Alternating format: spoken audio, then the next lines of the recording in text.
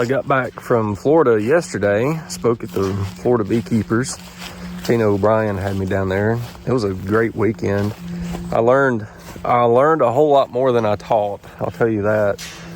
Zach Lamas was there. He is the one that did the research that shows that Varroa aggregate on drones, and I listened to 3 of his lectures. They were all really good. Blake Shook was there, learned some stuff from him.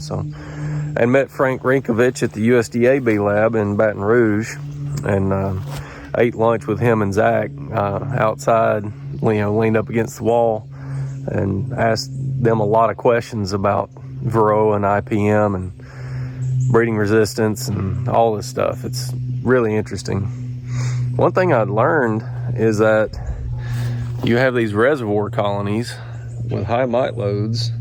This is my current highest mite load colony, and they talked about the importance of getting those out of your operation because because of bee drift, they shed Varroa to the colonies around them, even if it doesn't get bad enough that they become a robbing lure or a mite bomb.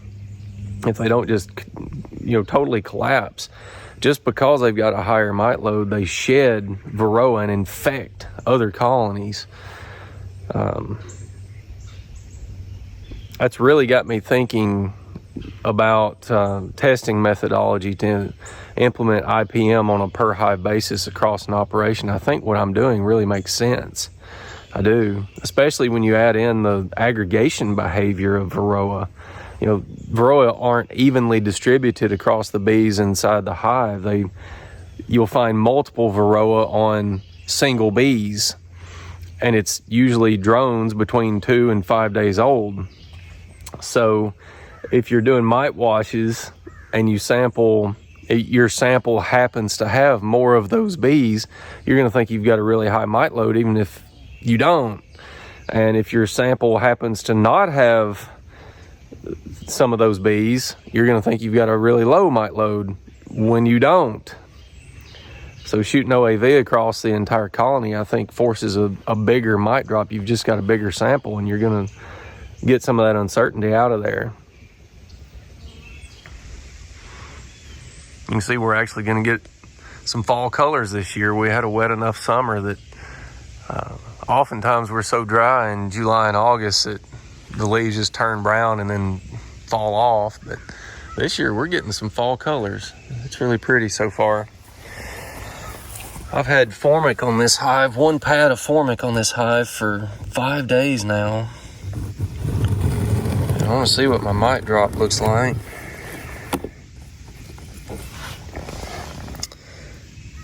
I don't know how much of that is residual from the oxalic and how much of it is from formic.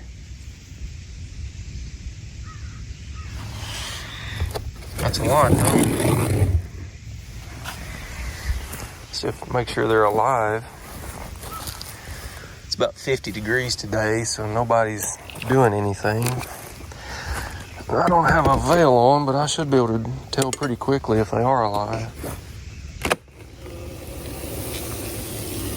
Yeah, they're alive. Eating their fondant in there. Maybe I'll be able to get them saved. I don't know, they're pretty far along. It's killing me to not work bees, but it's like 58 for a high today, and I've got things to do every day. I've got my honey house inspection this Friday, so I've got to get ready for that, get everything ship shape, and just as nice as I can make it. So I'm about to go work on cleaning the honey house and getting things organized. And then tomorrow I'm taking a burn manager's class to manage property with fire and prescribed fire class. So I think Wednesday I'm going to work bees. That's the high temperature this week. It's going to get up to 72 that day. Man, I'm trying to enjoy working bees all I can while I still can, because it's coming to an end. We're about to get into the time of year when you're just better off leaving them alone. Yeah. it'll be sad when that happens. I like getting into the bees at least once a week.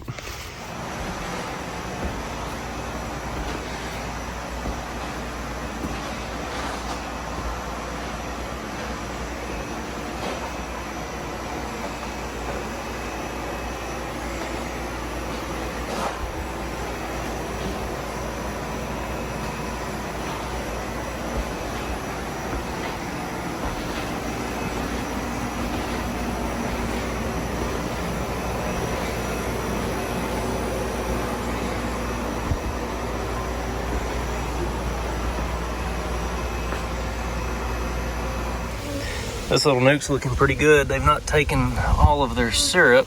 Probably can't see that. But they are really eating that fondant. I've got a feeling I'm gonna use a lot of that this fall and winter. That's impressive. That's only been on there like a couple weeks, and that's not a real big colony. So I suspect they're probably taking that and actually diluting it down and storing it in the comb, because they're not taking syrup and dehydrating it. But I think they can still take this in these temperatures. You know, we're 60s and 70s for the highs and 50s for the lows mostly. It looks like they're actually drawing out a little bit of wax on that since I've got this feed rim on here. When I had a little nuke, I said I was going to watch slowly die, and they did. There weren't enough bees in here. I had them on top of a double screen, but they just did not have enough bees. Got robbed out, looks like. It happens.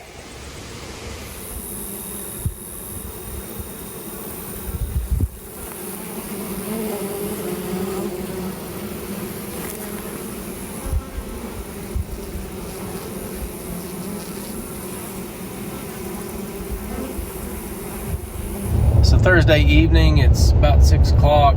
I am driving to Savannah, Tennessee, which is southwest of me.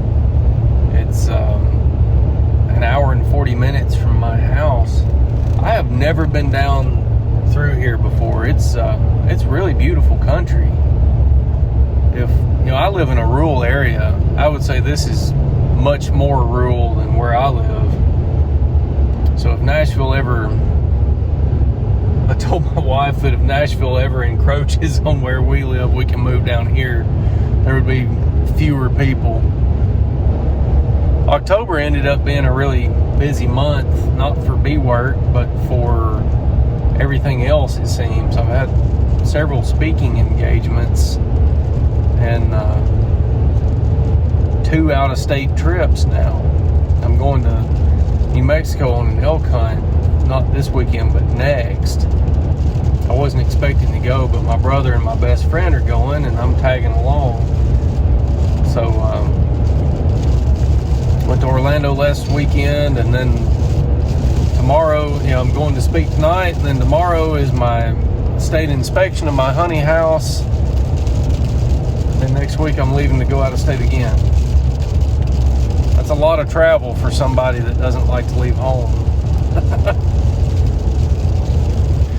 October the 20th, my honey house passed inspection today. That's something I've been working on for a long time. I've been very nervous about it because you don't know what you don't know, but it went great. Kind of surprised. I took the kids out for ice cream when I picked them up from school. That's been a long time coming.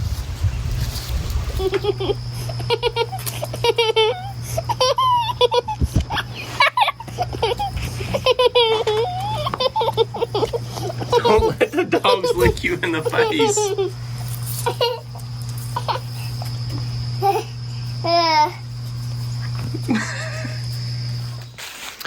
I had an idea that we should do a beekeeping themed photo shoot for our Christmas card this year. And I got Mason, friend from church, to take the photos. And then we had an idea that we should get the kids to have a smoker fight. So they've been smoking this whole area up, blowing smoke at each other, chasing each other around. They're a mess.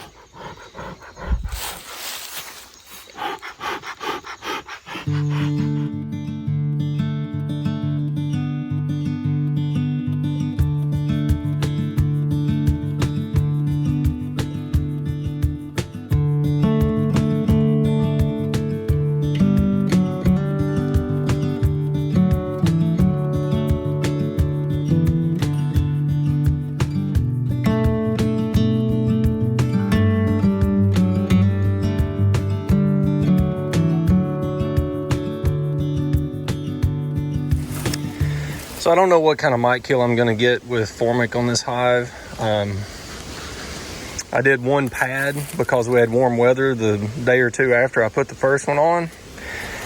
And I had brood in the top, so I put it in the top. This one I'm putting above the second. And I'm leaving the foil on the back because it's 80 degrees today. And I wanna slow the release down in the first 48 hours.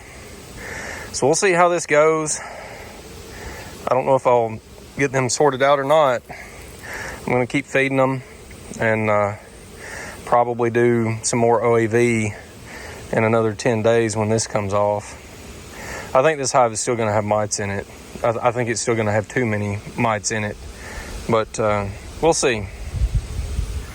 So this is where I parked my truck, and my feed system leaks a little bit sometimes. And I've got a yellow jacket's nest that comes and eats in the back of my truck, goes after the syrup.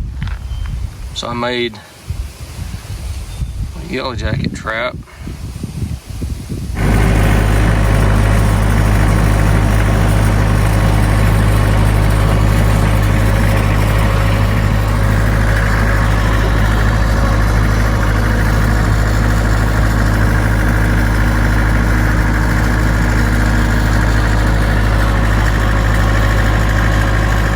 So it looks like we've got another week, maybe week and a half of good feeding weather. This is October, what is it, the 22nd?